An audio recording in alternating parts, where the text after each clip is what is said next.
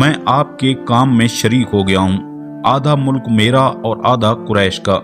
حضور صلی اللہ علیہ وآلہ وسلم نے اس کے جواب میں پیغام بھیجا، ملک اللہ تعالیٰ کا ہے، وہ اپنے بندوں میں سے جس کو چاہے اس کا وارث بنا دے، اور آخرت کی بھلائی پرہیزگاروں کے لیے ہے۔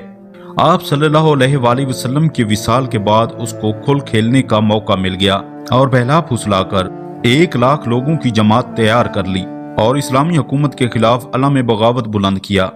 اسے طاقت کا ایسا نشہ چڑھا کہ اسے جو بھی مسلمان مل جاتا اس سے زبردستی جھوٹی نبوت کا اقرار کروانے کی کوشش کرتا۔ اگر وہ انکار کر دیتا تو اسے اذیتیں دے دے کر شہید کرا دیتا۔ حضرت ابو بکر صدیق رضی اللہ عنہ نے اس کی سرکوبی کے لیے حضرت اکرمہ بن ابی جہل کو مقرر کیا۔ وہ روانہ ہوئے تو مسلمہ کی کثیر جمعیت کے پیش نظر حضرت شرجیل بن حسنہ رضی اللہ تعالیٰ عنہ کو مزید کمک دے کر بھیجا۔ حضرت اکرمہ نے جوش میں لڑائی شروع کر دی مگر پسپا ہوئے۔ آپ رضی اللہ تعالیٰ عنہ حضرت اکرمہ کی اس جلد بازی پر ناراض ہوئے اور پیغام بھیجا کہ واپس مت آنا، عمان کا رخ کرو اور وہاں مرتدین سے لڑو۔ حضرت خالد رضی اللہ تعالیٰ عنہ مدینہ آئے ہوئے تھے۔ ان کے واپس پہنچنے تک حضرت شرجیل بھی حضرت اکرمہ والی غلطی دہرا بیٹھے اور جنگ چھیڑ دی، تاہم پیچھے ہٹنا پڑا۔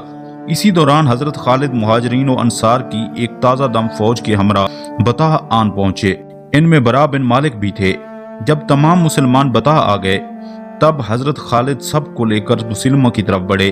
اس وقت مسلمہ کے پاس 40,000 کا لشکر موجود تھا، اس کے مقابلے میں مسلمان صرف 13,000 تھے۔ عقربہ کے میدان میں اسلامی لشکر اور باغی فوجیوں کے درمیان خون ریز جنگ ہوئی۔ ابن جریر طبری کے مطابق مسلمانوں کو اس سے شدید معرکہ کبھی پیش نہیں آیا۔ لڑائی کی ابتدا میں مسلمہ کے بیٹے نے رجس خوانی اور قبیلے والوں کو مسلمانوں کے خلاف بھڑکایا۔ اس پر قبیلے والے مسلمانوں پر ٹوٹ پڑے۔ مسلمان بھی تیار تھے، جان ہتھیلی پر رکھ لی اور خوب پامردی سے لڑے۔ مسلمہ کے ساتھ ہی دیوانوں کی طرح لڑ رہے تھے۔ مسلمان بھی حضرت خالد رضی اللہ تعالیٰ عنہ کی للکار پر خود رفتہ ہو کر مقابلہ کر رہے تھے۔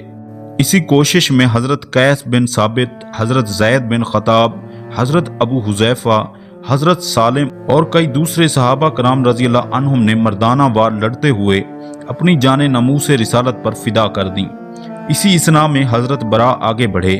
ایسے موقع پر ان کے جسم پر لرزہ آ جاتا تھا اور انہیں قابو کرنا مشکل ہو جاتا تھا۔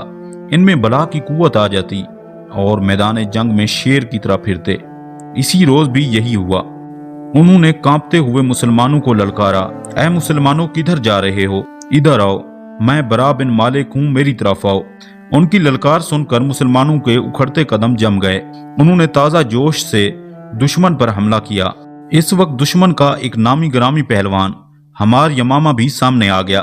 حضرت برا نے اس کے پاؤں پر وار کر کے گرانا چاہا۔ پاؤں بچانے کے چکر میں وہ لڑ کھڑاتا ہوا گر پڑا۔ آپ رضی اللہ تعالیٰ عنہ نے اس کی تلوار سے اس کا کام تمام کر دیا۔ لڑائی کی نہج کو دیکھتے ہوئے حضرت خالد نے اندازہ لگایا کہ مسلمہ کو ختم کیے بغیر کام نہیں بنے گا۔ چنانچہ انہوں نے ایک خونی دستہ تشکیل دیا، اس میں حضرت برا بھی تھے۔ یہ دستہ مسلمہ کے پیچھے گیا، کسی طرح اسے اس کی خبر ہو گئی۔ وہ بھاگتا ہوا ایک باغ میں جا گھسا، اس کا دروازہ بہت مضبوط تھا۔ حضرت برا نے کہا، مسلمانوں مجھے اٹھا کر باغ میں پھینک دو۔ مسلمان ہچکچائے۔ ان سے پہلے حضرت ابو دجانہ تو دیوار پھاند کر اندر کود گئے۔ حضرت برا کی منت سماجت کو دیکھتے ہوئے مسلمانوں نے انہیں بھی نیچے اتار دیا۔ ابو دجانہ کا چھلانگ لگانے سے ایک پاؤں ٹوٹ گیا تھا، لیکن وہ اس کی پرواہ کیے بغیر شیر کی طرح مرتدین پر ٹوٹ پڑے اور لڑتے لڑتے پھاٹک تک جا پہنچے اور اسے کھول کر مجاہدین کا راستہ ہموار کر دیا۔ اسے قتل ہوتا دیکھ کر مرتدین میں بھگدڑ مچ گئی۔ ہزاروں آدمی بھاگ کھڑے ہوئے۔ مسلمانوں کا نقصان بھی کم نہ تھا۔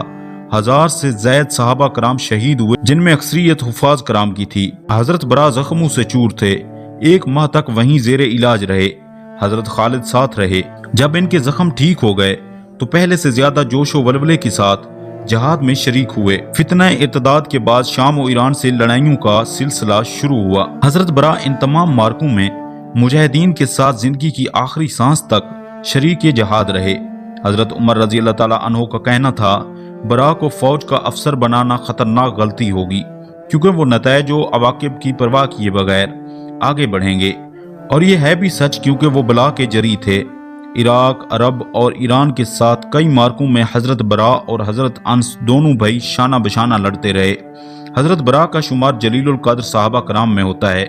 حافظ ابن حجر نے انہیں فضلہ صحابہ میں شمار کیا ہے، کیونکہ آپ رضی اللہ تعالیٰ عنہ برسوں فیضان نبوی سے فیض یاب ہوتے رہے، تاہم ان سے کوئی حدیث مروی نہیں۔ بظاہر اس کا سبب ان کا سپاہانہ ذوق تھا، زندگی جہاد میں گزاری، حدیث کی طرف شاید اسی لیے توجہ نہ دی۔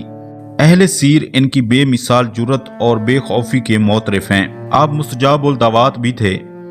اللہ پاک سے دعا ہے کہ اللہ پاک ہم سب کو راہ راست پر چلنے کی توفیق عطا فرمائے۔ آمین ثم آمین۔